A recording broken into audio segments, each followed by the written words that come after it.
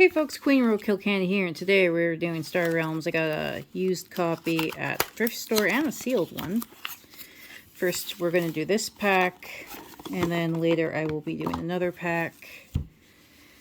And then I have expansion cards for the Batman miniature game. So let's just pull this out a bit so we can see the mat. They're still selling this at our local game shop, but I wasn't really too interested in trying it until, you know, I think it was over $15. But of course, when you get used, it's like $5 for a stack of cards. Looks like it comes with 2 little leaflets. I've never played this game before, so no idea what I'm showing you. I think it's like living card game, maybe. Maybe it's a collectible card game. I don't know. What does it say on the box? Forge your own Star Emerald, build your own army through shipping trade. Magical Flame, blah blah blah. 1 to 2 additional players. 12 up, 2 player, 20 minutes. Doesn't say.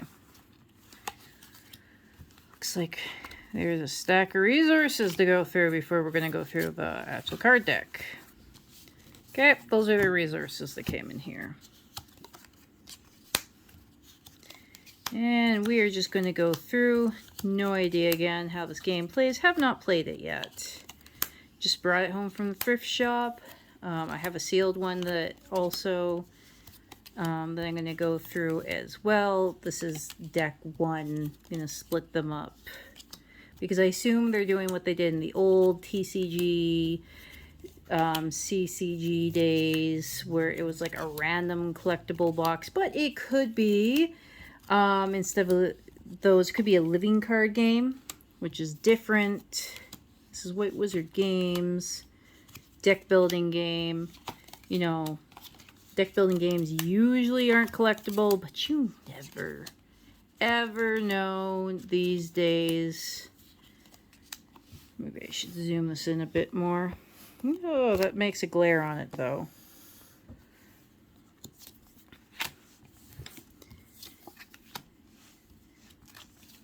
Let's zoom in a bit more. So yeah, I'm curious if you've played this game, if you enjoy it, what your thoughts are of this game.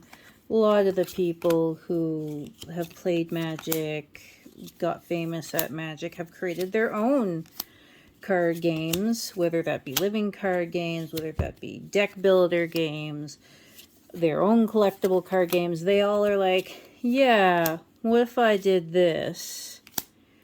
Yeah.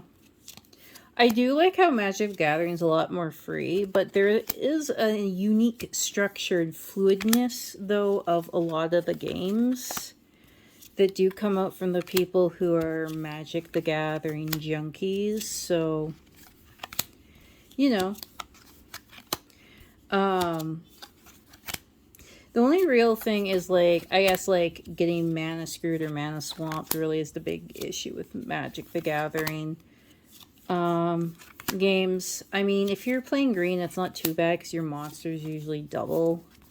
And if you're using a red deck, I mean, you can totally go on 2 lands and murder people. You don't really need that much. It's not Fireball days, right? So, even, well, I actually haven't played Magic recently. It's been a few years. I couldn't keep up with the cost if I wanted to play standard, right? It's like, I don't know, $500, I feel like, every 3 months to 6 months, depending on how the current meta is going. And that's just too much. Again, I've said it before, I play Warhammer because it's cheaper now.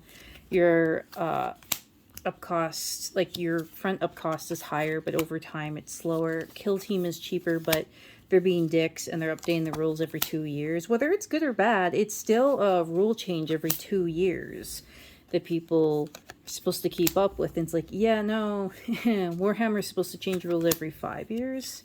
I mean, if they're going to make the books free, and, you know, you're just buying the models, then it's not really a big issue. Because I usually buy used models if there's like a sudden dumb change. I mean, I'm Eldar. I don't usually need to change much. I'm lucky. I just get to buy pretty models, and then they come out with new pretty model, and new pretty model is very strong, and that's how it just works with Eldar. So I'm not really complaining, but some of the other, like, Tau is either junk or hot. Like, it's never in between. I feel bad for the Tau players. I do not play Tau. And then Space Marine people, you know, like, they've painted up all their dudes in one faction, and then one faction is junk and the other faction's good. And true, the models really just are a paint job difference sometimes, like, not when you're in Chaos. And I'll use Chaos, but not the normal ones, right? And, you know, they have issues. I am not a Marine player. My spouse is. He's Space Wolves.